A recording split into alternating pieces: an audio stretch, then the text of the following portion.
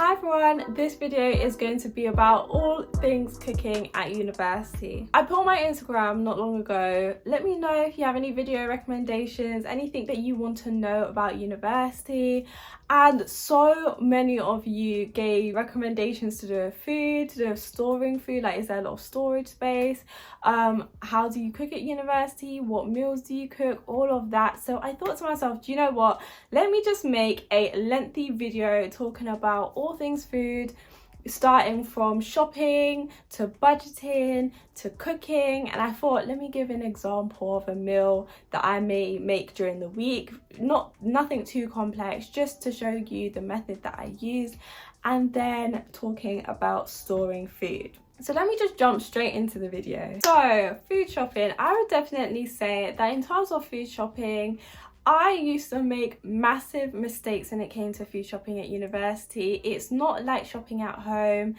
I would almost be buying for 4 people because I lived in a family of 4, but it's like, you're at university now, you are only cooking for yourself. Why are you buying so much food? And that's what I had to tell myself. I would spend so much on things that I didn't need. I ended up wasting so much food, and I just needed some sort of order in my life. I needed to plan. I needed to have some form of structure, some form of discipline, and in order to do that, I just had to plan my meals. You can basically have a rough idea of what it is you're probably going to be eating that week. So maybe you might think, okay, I might need chicken because I'm going to have this, or I might need rice because I'm going to have this. But at least have an idea of what it is you're going to eat throughout the week, so that you know that when you're going to the shops, you actually are buying things that you need. Also, another thing that definitely helped me was shopping lists. I think people don't often realize how important it is to have some form of a list, even if it's just in your notes on your phone,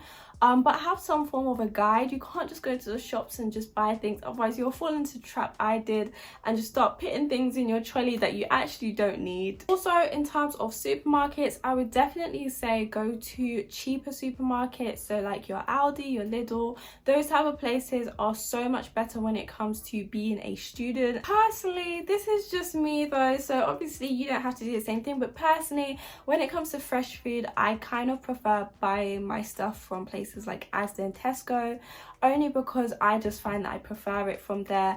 But honestly, you can get it from anywhere, but just affordable supermarkets is the way to go. Okay, moving on swiftly to food budgeting. Now, as I was talking about supermarkets, it came to me the thought of customer loyalty cards.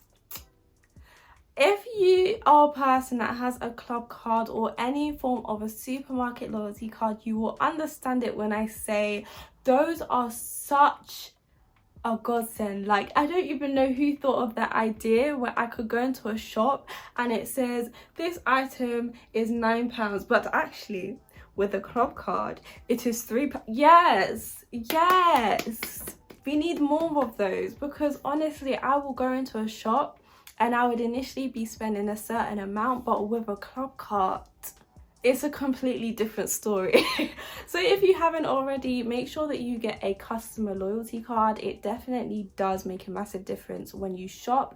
And even if you don't get the initial benefits, in the long run you do. Also, when talking about budgeting, I have to bring this up. I know I don't want to, because we all love to order food. It's part of us. It's part of us. But honestly, when I tell you, the bank account is not loving it so much. Every time you order out, it's pinching your bank account, all right? So I would definitely say, you know, have some form of boundaries. You know, you can't just text me with special offers at any time.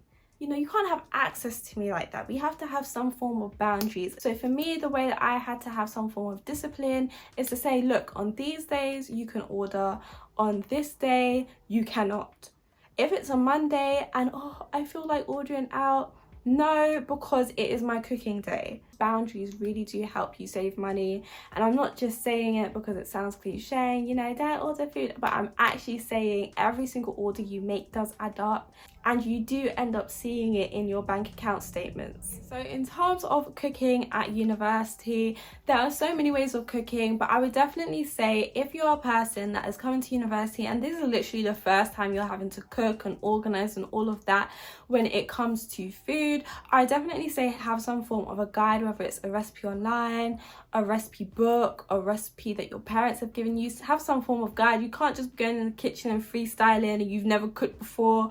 It will actually be a disaster. So have some form of a guide. Or because you would have previously planned your week, knowing what days you'll probably eat what.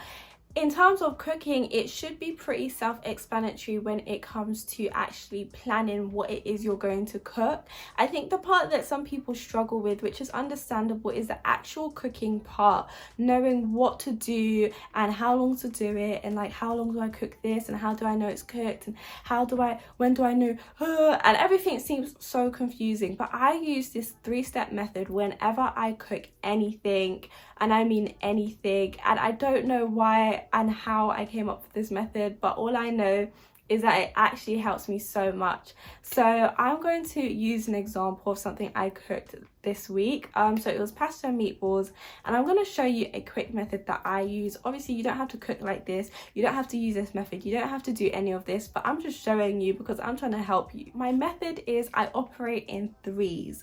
So I have 3 sets of ingredients. First, my mains, which is the actual ingredients I need. So I'm making pasta and meatballs. So the first would be the pasta and the meatballs. Then I have my 2s. For example, the pasta sauce, that would be the stock, that would be maybe tomato puree or tomato sauce or whatever you want to add to your meatballs.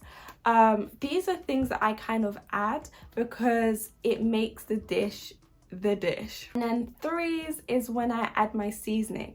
So this is when I add, you know, salt, pepper, maybe some garlic salt. This is when I add all-purpose seasoning or any other seasoning that you want to add to you can add what you want to add to your food, right? Even when I'm cooking, I still use the same 3-step method. First, I'm going to cook my first set of ingredients, right? So I'm going to put some oil in a pan and I'm going to cook my meatballs until they're brown. I'm going to have a pot and I'm going to put some water in it and I'm going to let it boil so that I can add my pasta. So that is my main ingredients sorted. Then once my meatballs are brown and the pasta is simmering, that is when I add my 2s. So to the meatballs, I'm going to add a bit of tomato sauce. I'm going to add, you can add tomato puree if you have that. You can also add some garlic puree if you have any, or even chopped garlic, crushed garlic. That's when I add my stock as well. So I get a bit of a stock cube, add a bit of water. I don't want it to be too watery, so I add a bit of water, mix it, and also add it to my meatballs. And that once I've added all my 2s, then that's it. I just let everything just cook.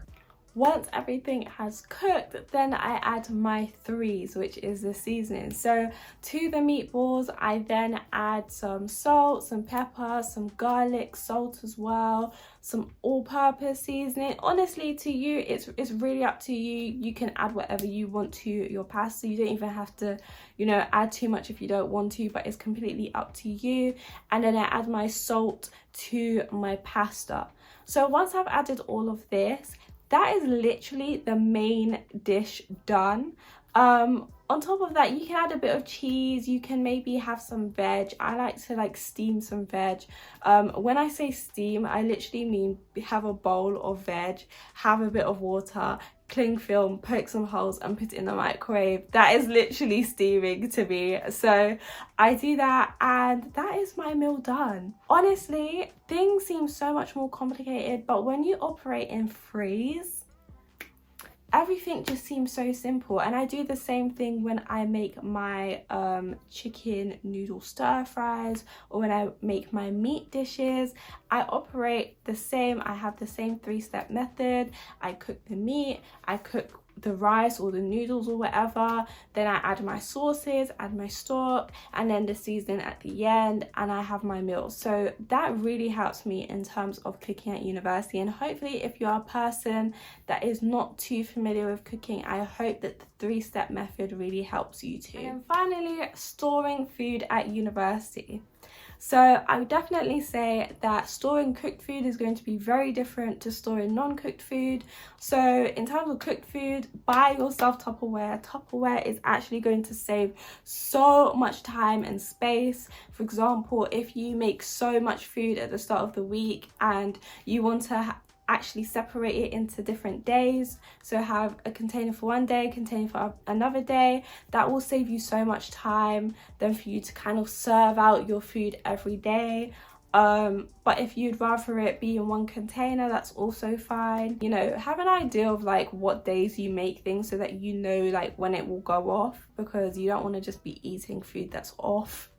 I don't think anyone would want to be eating food that's off, but you know. And then in terms of non-cooked food, I remember mentioning this in one of my previous videos. I think it was the St. Peter's Court video, and I said I tend to have a container in my room filled with almost like emergency food items in case I run out and I just don't want to go to the shops. Just non-perishable goods that I may eventually need, you know, canned soup, some pasta, noodles as well. I tend to have packets of noodles. Some of it I keep in my room in a container, and then some of it I keep in the kitchen. So hopefully that has helped you a lot when it comes to food at university. If there is anything else that you would like me to go through, make sure that you leave it in the comments section down below, and also let me know how you find cooking. Do you enjoy it? Do you not? Was this helpful? Was this something that you can relate to? Let me know in the comment section down below, and as always, make sure to like, comment and subscribe. Until next time.